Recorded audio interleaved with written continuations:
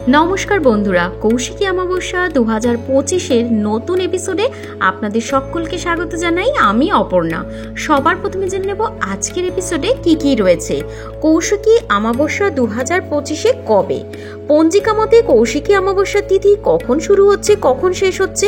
কৌশিকী অমাবস্যার নিশি পালন, ব্রত এবং উপবাসের সময়সীমা পঞ্জিকা মতে রয়েছে কখন? কৌশিকী অমাবস্যা অত্যন্ত শুভ। এই দিন গঙ্গা স্নানের সঠিক সময়সূচি কি রয়েছে? কৌশিকী অমাবস্যা কেন পালন করব? কৌশিকী অমাবস্যার মাহাত্ম্য নিয়েও আলোচনা করব। এছাড়াও জেনে নেব কোন কোন কাজগুলি করলে মায়ের কৃপায় সমস্ত বাধাবিঘ্ন দূর হয়ে সংসার হবে সুখময়। এই সমস্ত কিছুর তথ্য থাকছে আজকের এপিসোডে। তাহলে ফ্রেন্ডস, যারা নতুন আমার চ্যানেলে তারা অবশ্যই চ্যানেলটিকে লাইক, কমেন্ট, শেয়ার এবং সাবস্ক্রাইব করতে ভুলবেন না। আর অবশ্যই পাশে থাকা বেল আইকনটা প্রেস করবেন, যার জন্য আমার চ্যানেলে যখন যখন নতুন ভিডিও আসবে আপনার কাছে তার নোটিফিকেশন আসবে সবার আগে। জয় মা, এই বলে আজকের এপিসোড শুরু করলাম। ভাদ্র মাসের কৃষ্ণপক্ষের অমাবস্যা তিথিকেই বলা হয় কৌশিকী অমাবস্যা। দেবী কৌশিকী হলেন মা কালীরই এক রূপ, মা কালীরই এক অংশ হলেন দেবী কৌশিকী।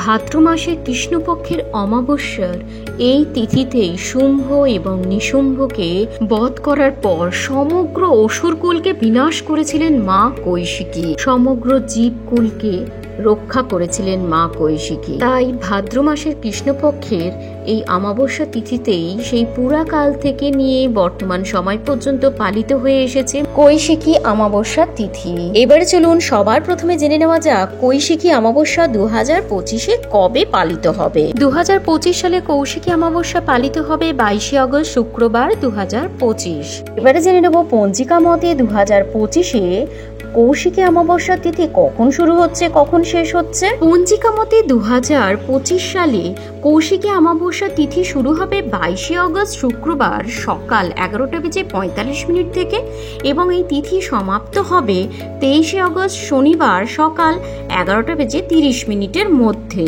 এবারে আমরা জেনে নেব 2025 সালে কৌশিকী অমাবস্যার ব্রত, উপবাস এবং নিশি পালনের সময়সূচি কি রয়েছে। জেনে নেব কৌশিকী অমাবস্যার ব্রতর পালনের সময়সূচি কি রয়েছে। অমাবস্যা তিথি শুরু হচ্ছে 22শে আগস্ট শুক্রবার 11:45 থেকে এবং এই তিথি সমাপ্ত হবে 23শে আগস্ট শনিবার 11:30। সুতরাং ব্রত পালন এর মধ্যেই সম্পন্ন করতে হবে। নিশি পালন শুরু হচ্ছে 22শে আগস্ট শুক্রবার রাত্রি 7:03 থেকে এবং এই নিশি পালন ব্রত সমাপ্ত হবে কৌশিকী অমাবস্যার পুজো সম্পন্ন হবার মধ্যে দিয়ে। এবারে জেনে নেব কৌশিকী অমাবস্যার উপবাসের সময়সীমা কতক্ষণ। 22শে আগস্ট শুক্রবার সকাল 11:45 থেকে আমরা ব্রত এবং উপবাস শুরু করব এবং এই উপবাস ভঙ্গ করতে হবে ওই দিন যখন পুজো সম্পন্ন হবে। তারপর চরণামৃত খেয়ে এবং মায়ের প্রসাদ খেয়ে আপনি উপবাস ভঙ্গ করতে পারবেন। পঞ্জিকা মতে এই সকল সময়সূচি প্রদান করা হলো। কৌশিকী অমাবস্যা অত্যন্ত পবিত্র দিন। এই দিনে গঙ্গা স্নানের বিশেষ মাহাত্ম্য রয়েছে। তাই এখন আমরা জেনে নেব কৌশিকী অমাবস্যার দিন গঙ্গা স্নানের সময়সূচি কি রয়েছে। 23শে আগস্ট সূর্যোদয় থেকে শুরু করে সকাল 11:25 পর্যন্ত শুভর যোগ রয়েছে গঙ্গা স্নানের এই কৌশিকী অমাবস্যা তিথিতে। এবারে আমরা জেনে নেব সব থেকে গুরুত্বপূর্ণ বিষয়, কৌশিকী অমাবস্যার দিন কোন কোন কাজগুলি করলে আজীবন সংসার হবে সংকট মুক্ত, মায়ের কৃপা সব থেকে বেশি লাভ করতে পারবেন। এই কাজগুলি করলে মায়ের আশীর্বাদ থাকবে সারা জীবন আপনার ওপর। কৌশিকী অমাবস্যার দিন পালন করুন সংযম ব্রত, অর্থাৎ পুজোর আগের দিন থেকে নিয়ম শুরু হয়ে যায়। আগের দিন নিরামিষ খাবার গ্রহণ করবেন এবং এর পরের দিন যেই দিন থেকে তিথি শুরু হচ্ছে সেই দিন থেকে উপবাস করবেন। উপবাস ভঙ্গ করবেন যখন পুজো সম্পন্ন হবে এবং তারপর চরণামৃত এবং প্রসাদ খেয়ে পুজোর ব্রত সম্পন্ন করতে হবে। এরপর কৌশিকী অমাবস্যার দিন বাড়ির প্রবেশদ্বারে 2টো ঘিয়ের প্রদীপ প্রজ্বলিত করবেন সন্ধেবেলায়। এর ফলে সমস্ত রকম অশুভ শক্তি দূর হবে সংসার থেকে। কৌশিকী অমাবস্যার দিন মায়ের পুজো দিতে যাবার সময় অবশ্যই আলতা সিঁদুরের সঙ্গে লাল রঙের জবা ফুল রাখবেন। এর জন্য মায়ের আশীর্বাদ থাকবে সদাই আপনার ওপর। কৌশিকী অমাবস্যা অত্যন্ত পবিত্র একটি দিন। এই দিনে দানের মাহাত্ম্য রয়েছে প্রচুর, তাই এই দিন অবশ্যই আপনারা দান করবেন আপনাদের সাধ্যমতো।